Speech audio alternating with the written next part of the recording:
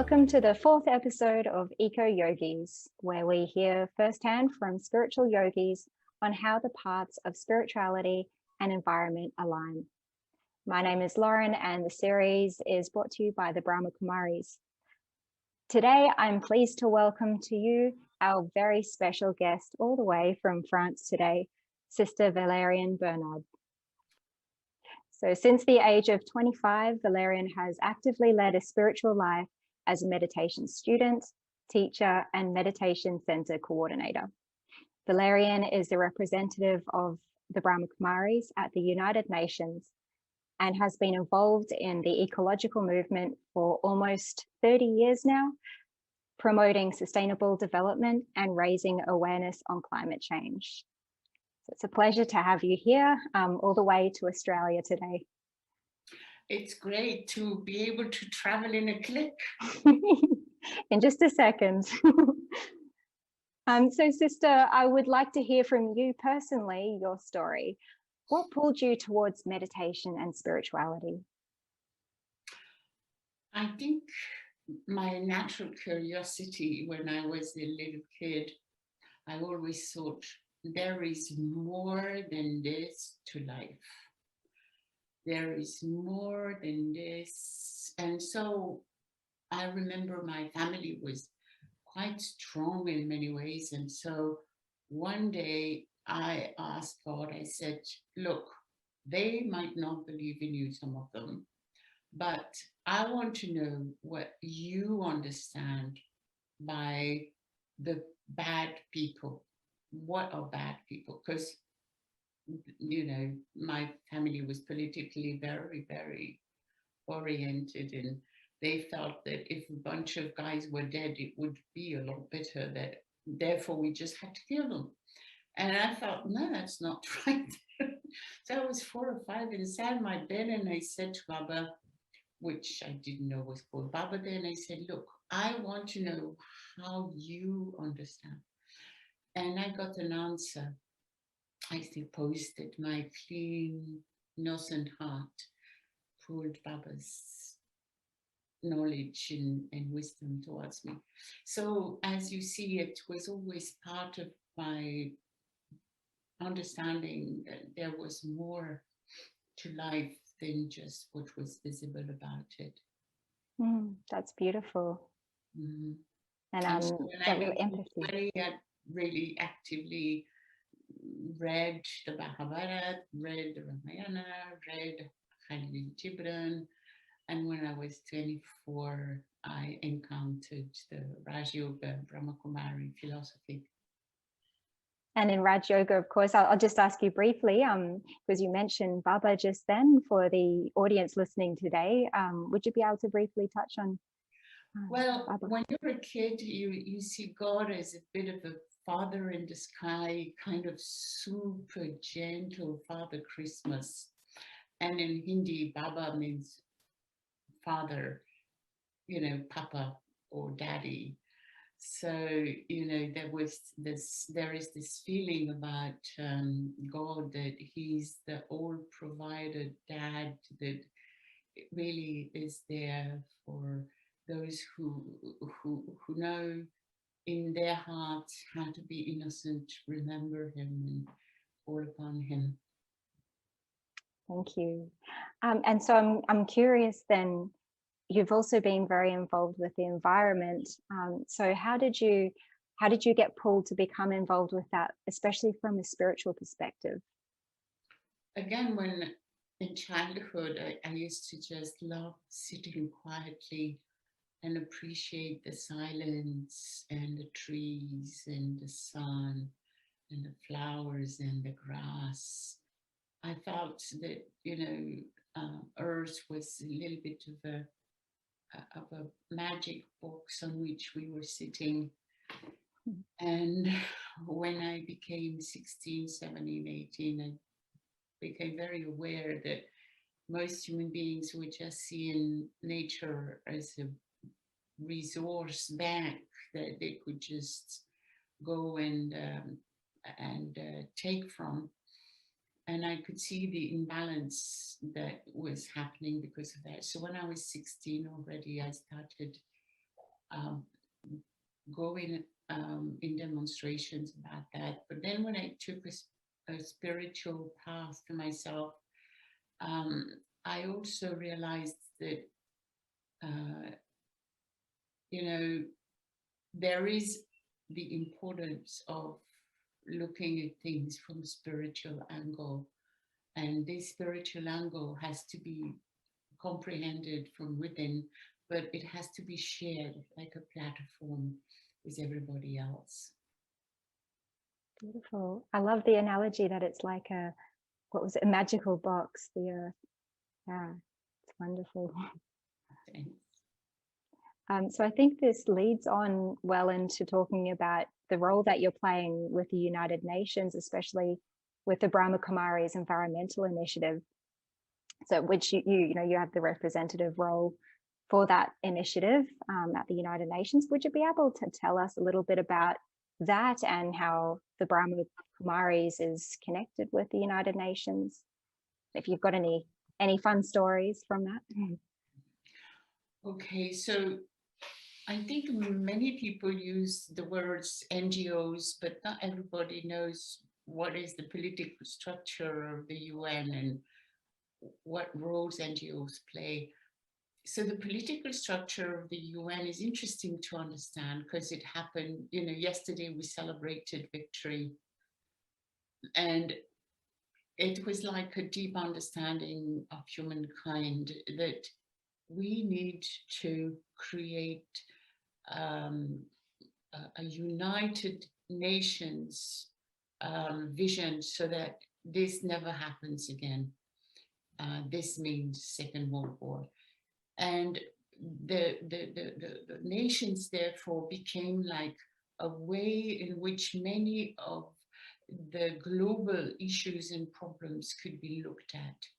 But very quickly also it became obvious that there were organizations that were working globally, but that were not political, weren't governments, and that therefore they had an expertise to share with the United Nations.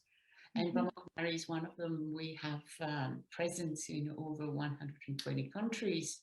So it means that we also work with women, we work with children, we work with education. We have a vision and a work also with environment, as we're seeing today.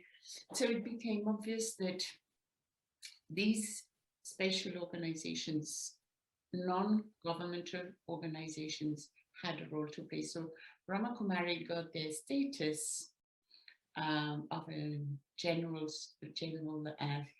consultative status at the UN, which is a good status. Really, not many organizations have it. At that time, I think only 50 or 60 had it when we got it in the 80s. And so it means that we as organizations have a right to attend not all the debates, but many debates at the UN. And we also can present declarations that will be part of the documents of the Human Rights Council, because that's where I'm based, it's Geneva, or the General Assembly in New York. And we also have the right to deliver oral statements, which will be read within the assemblies.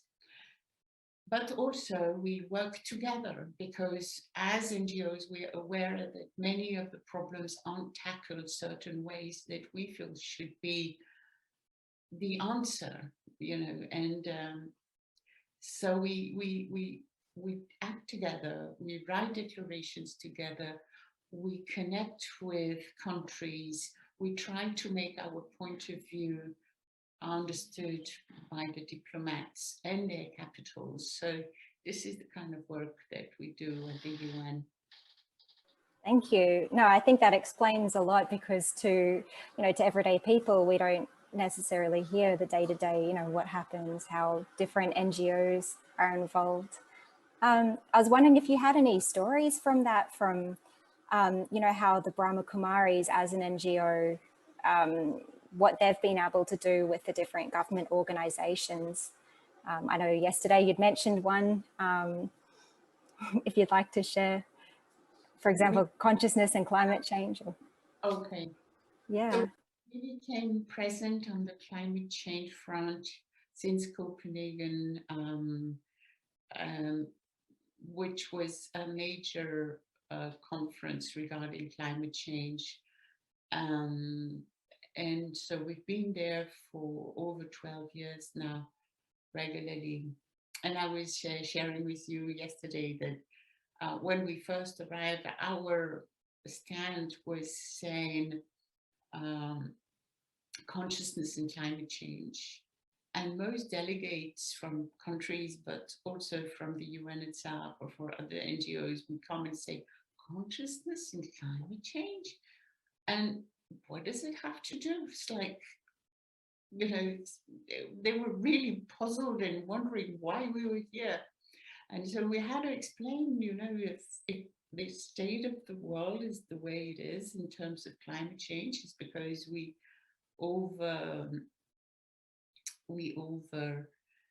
produce, we over consume, we over buy, we want to earn more money. So there is selfishness, there is greed, there is violence, there is indifference in terms of balance and well-being. It's a problem of consciousness.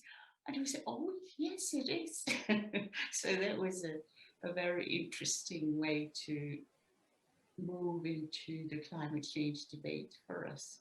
It certainly is. And another little story, you know, since I've been present in Geneva, because that's where I'm based, we realized over 15 years ago that climate change was going to be something that would really deprive people of their human rights.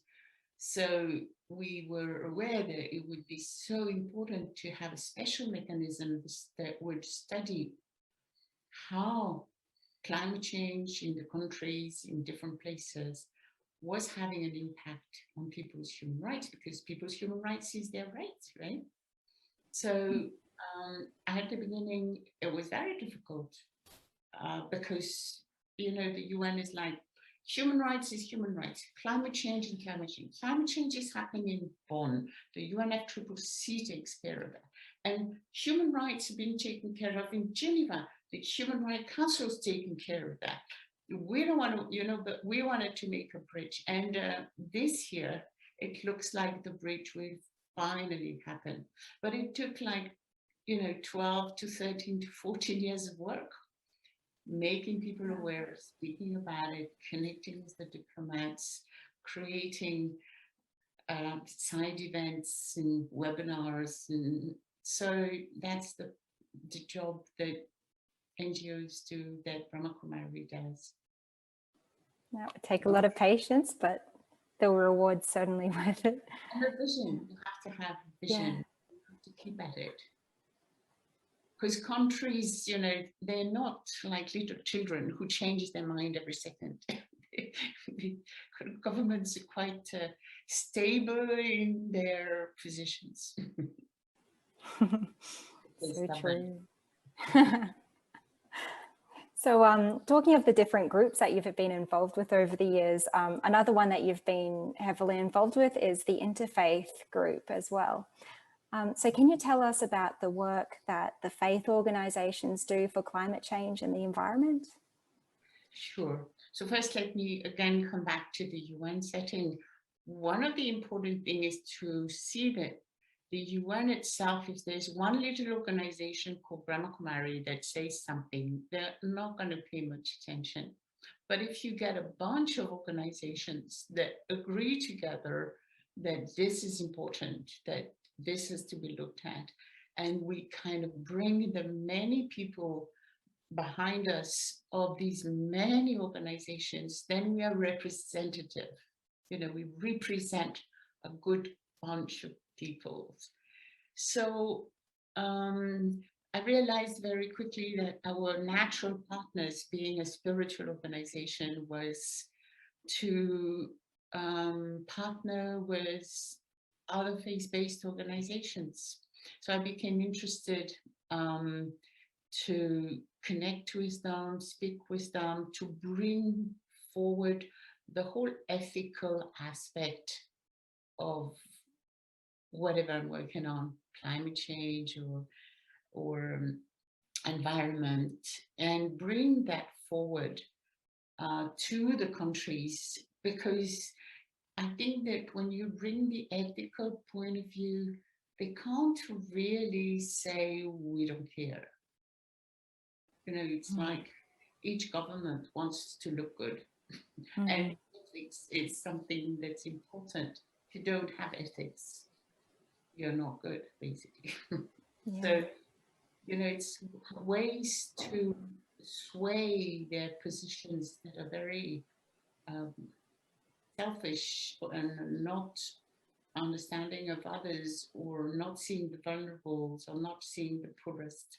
So naturally, I became part of these groups of interfaith and started connecting people together. And I love that. I love connecting people together. So this is one of my jobs. Oh, wonderful. Thank you. Another, I guess, thing that I know you've had a lot of experience in as well, is working with the vulnerable. And it's really a theme, I guess, is all these humanitarian and ethical things. So I know that you've worked as an educator for young people under protective orders. You've designed and implemented training for female victims of violence, and done some training in values and ethics to stave off corruption in the workplace. So as we look then at climate change and the effects of climate change, we're going to be looking at a lot of social impacts too, and especially that will impact the vulnerable. So, you know, as a eco-yogi, as we're calling it in the series, what do you think that eco-yogis, you know, anyone on the spiritual path who is also concerned about the impacts of climate change, what can we do to help those most vulnerable?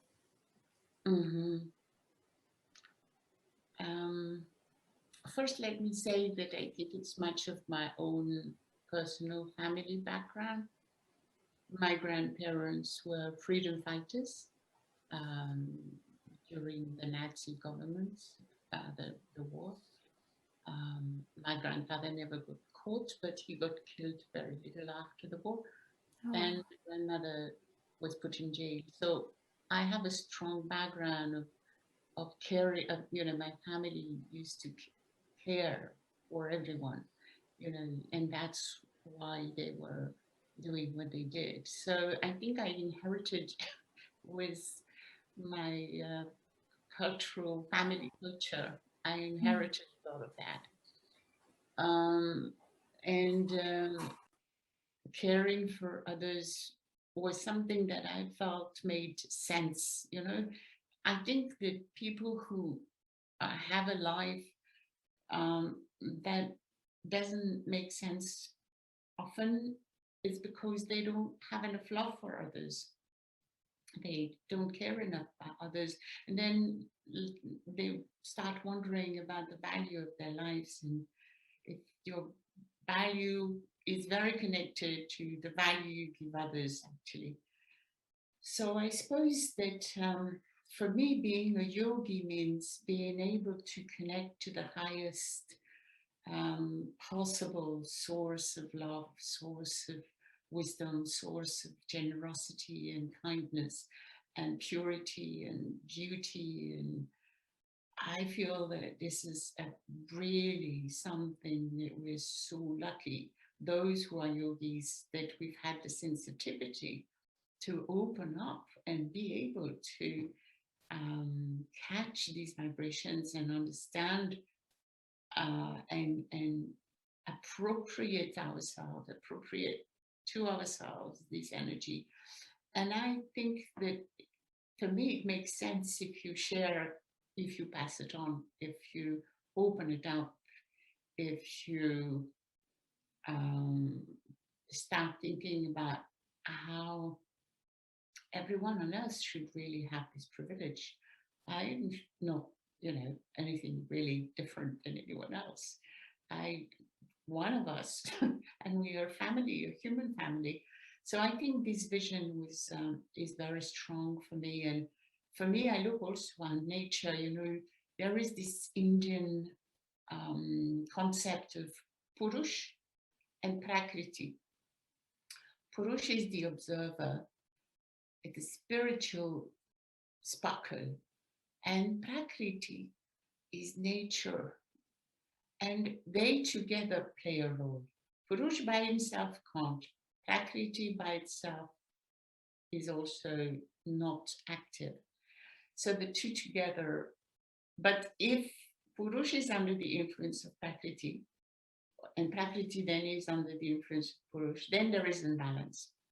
And in the same way, I love the concept of the indigenous people who see Pachamama as Mother Nature, who is so generous that we have air, we can breathe, we have water, we can drink, we have bodies to express ourselves. So therefore, I feel that this generosity of human family, you know, is also family with nature. I am nature. This is nature. You know, should also be there. So the concern that I have for life should be extended to Mother Nature. Thank you. So I'm hearing, you know, this real theme of it's coming from our consciousness of how we view things and value things and appreciate things. You know, tying that in before, as you were saying, consciousness and climate change. It's, yeah, it extends to the human family as well. That's beautiful. And the consciousness, you know, the more I will do my inner work of refining my understanding of consciousness, but also, or I will also refine my relationship with consciousness. And I will refine also how I treat, how my relationship is with myself, with the source of love, and with nature. The more these relationships are aligned, the more I think we can bring some harmony back on our planet very strongly. And this probably leads well into the next question. What impacts have you seen that Brahma Kumaris have had in the environmental arena, and what do you think that they can offer, you know, uniquely in that space? I think that the whole topic of consciousness, as I was telling you in the beginning, you know, was totally absent of people's mind when looking at climate. I think that this has become more and more a verified truth. We also have brought, not only us, because we work, you know, I think awareness develops in waves, and you can't write your name on a wave, you know, it's just bigger than you. So I think the Brahma Kumari are part of this wave of awareness building, of spiritual awareness building, of spiritual awareness of the care we have to have for one another. But of course, I mean, the Christians, the Muslims, the Islam relief people, the Catholic movements, some of them are brilliant in their humanitarian work. But we somehow bring spiritual into our work in a unique fashion that I think has, you know, influenced and tainted the work. And as I was saying, when I first arrived in Geneva, no way was a mandate on climate change and human rights going to happen. And this year it's happening. So it's not a spiritual impact I've been having, but because of the spiritual awareness and bringing the spiritual aspect of ethics and morals, you manage to get people to understand that they cannot not act on that. And also I feel, just another thought that's come to me as you were saying that is, you know, when we do these actions, it's also about, you know, how we do them, where it's coming from in here, or in here in the heart, you know, our intentions as well. So yeah, yeah. Intention is at the heart of it all. As is the seed, I guess, as is the fruit. So, oh, congratulations! That's great news. Well, catch the wave. Yes. Catch the wave. So I guess looking forwards then, where would you like to see the work that you do in relation to the environmental initiative? Where would you like to see that go in the future? That's a very good question. It's a visionary question. I am not sure how much of a visionary I'm going to be in my answer, how far my eyesight goes into the future. But I see that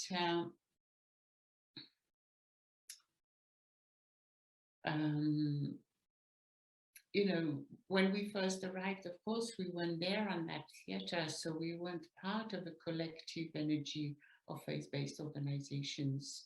And now we are. So in a sense, we bring the ingredients of spirituality that we practice into it.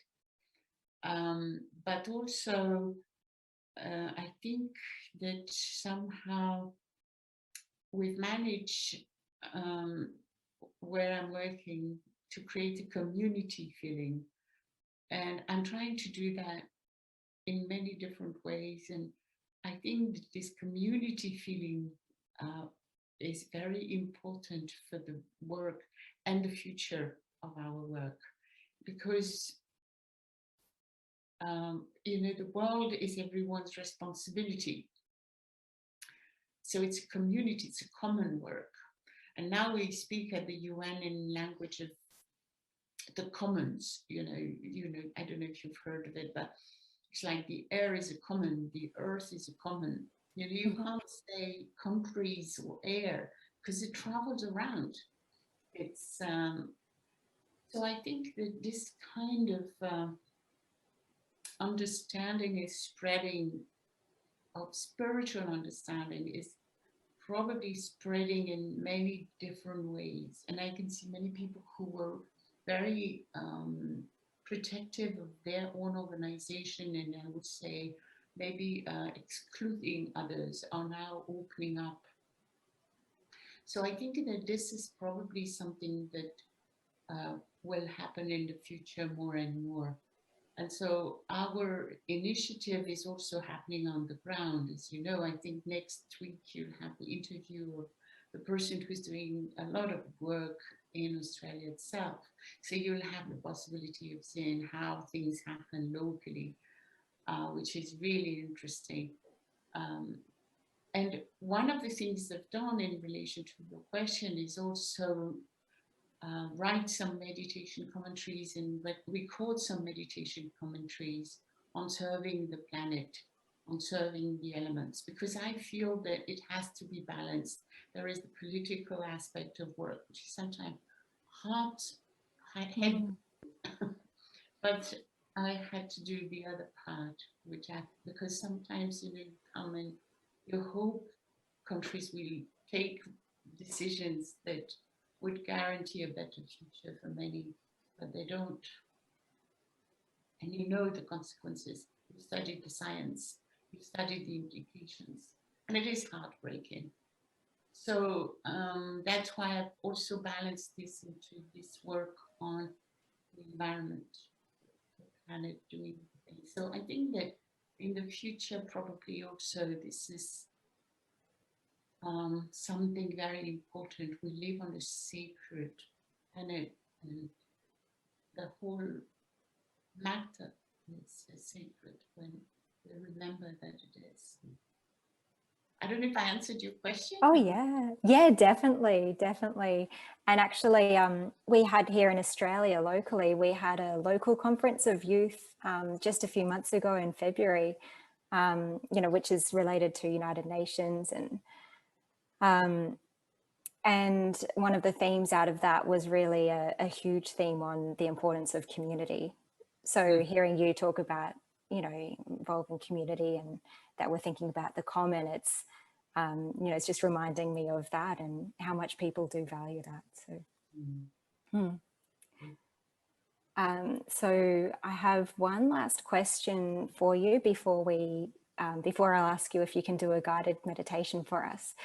So for this last question, as you know, many people out there who are involved in helping the environment, they come across a lot of challenges along the way. So I was wondering if you have any tips or any messages of hope that you would like to share with them. Thank you.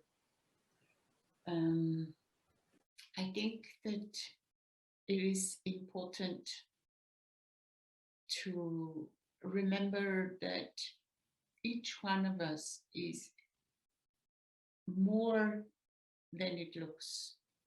What I mean by that is that sometimes we are faced with very unjust, unfair realities, a lot of violence. I know that every year a lot of activists in the environment field are killed. So it is a violent world and people try to do their best. But I think that it's so important to remember that I have to look at the relationship I'm creating with myself, the scope of my understanding, and how much I bring into myself what I want for the world. Because we want our planet to be healthy. But do I care for myself in the same way? Like, am I caring for my inner health, my inner well-being, my compassion? How much am I treating myself with compassion and care and love? And very often we are concentrating out there. This has to happen, this needs to change. And I think my message of hope is to say, you know, take time for yourself. Take time for yourself and see that you bring to yourself what you want for the world, because that will make you a far more powerful microphone into the world, a far bigger light into the darkness, a far more inspiring voice of love in the wilderness. So yeah, I think this is very important. And then also part of hope for me is to remember that the individuals we're dealing with who are not taking the right decisions, who are very influenced by their own greed and selfishness, they're suffering themselves. You know, we have to have compassion for these people, because if I don't learn the compassion for these people and I'm just angry with them and I'm just negative towards them and I'm just wanting them to go away, which I understand fully because, you know, it has happened to me too, I'm not going to be able to take the right decisions for my own mind and for my relationship. So I think that by understanding that people who are taking wrong decisions are selfish, yes, but they're caught up into a far more complicated thing of a web of a bad spider that is affecting them. So if I see things like that, you know, when I address to some people who are really not kind, not taking the right decisions, you know, I remember that. And then they kind of start listening to me a little bit. They open up. And that's what's needed. We need people to open up. And who knows, in films, the bad guys sometimes become good guys. And I think that could also happen in our work. But we really have to be able to see them as potential good guys, because otherwise they just kind of fight us. And maybe another message of hope is that there is far more possibilities of solutions than we can visualize. It's not in our hand. Nature is very generous. And so who knows, the solution will happen. You know, we have to have faith in the solution, because I think many of us, by working with human understanding on human factors, we have lost hope in many kind of ways. And it's important to feel that, okay, there might be something just around the corner. That's beautiful. I feel like every part of that message was gold and very inspiring as well. So thank you. Thank you. So before we wrap up today, I was hoping that we could have a guided meditation commentary. Thank you. So first, let me sit down peacefully. Let me breathe.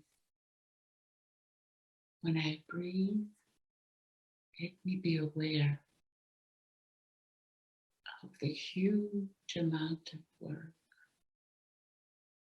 of nature, for this air to come into my lungs, trees and plants,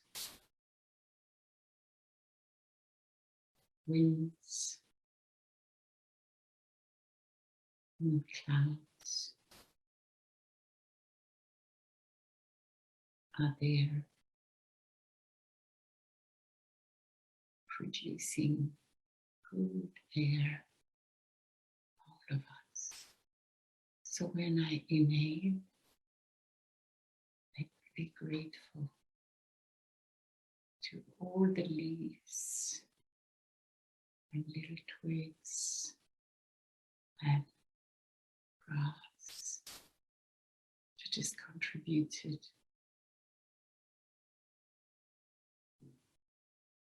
to making this air healthy to breathe.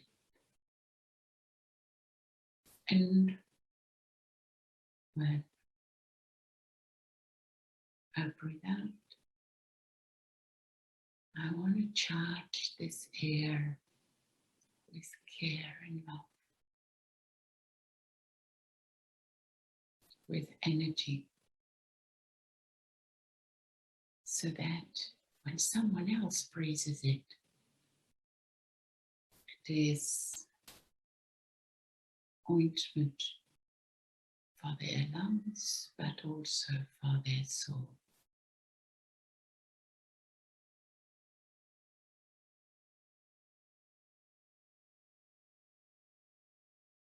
Now, when I breathe in, let me be aware of the sacred space of my awareness. Let me be aware that I'm creating within myself very unique space in the now moment. Let me include in this space love, care, peace, and bliss.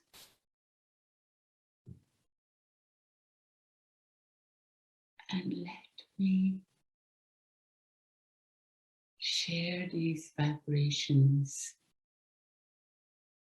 Let them travel through the amazingly subtle energy of thoughts into the whole universe,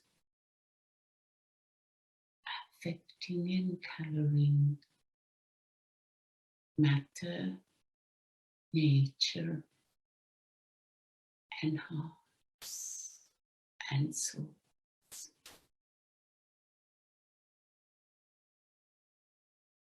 Each one of us as a small fabric of beauty in his heart, in this special place of the soul. I cook the vibrations I share with the world. the ingredients of mind, love, beauty, generosity, sweetness, purity, power, light. Our mind to experience and mind to share.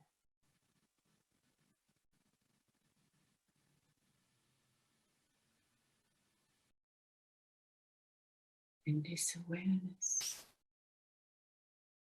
I am aware of this very unique dimension where there is a spiritual constant source of love and power accessible to my mind, accessible to me. And I can drink in the source, quench the thirst that has been with me forever. Love, peace,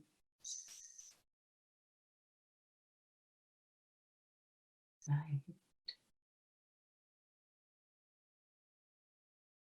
is there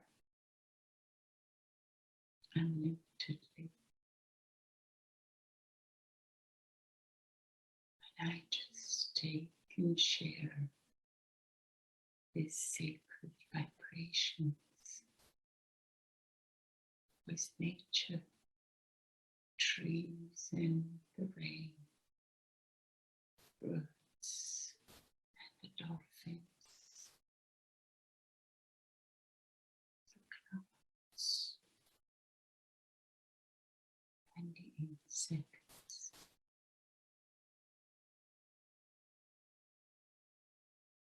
the forests, the cities. Everything can be penetrated by beauty, by spiritual energy, whenever I want. I sit and connect and share.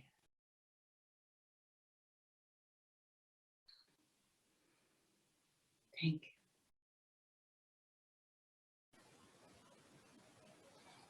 Thank you again, Sister. It's been a pleasure.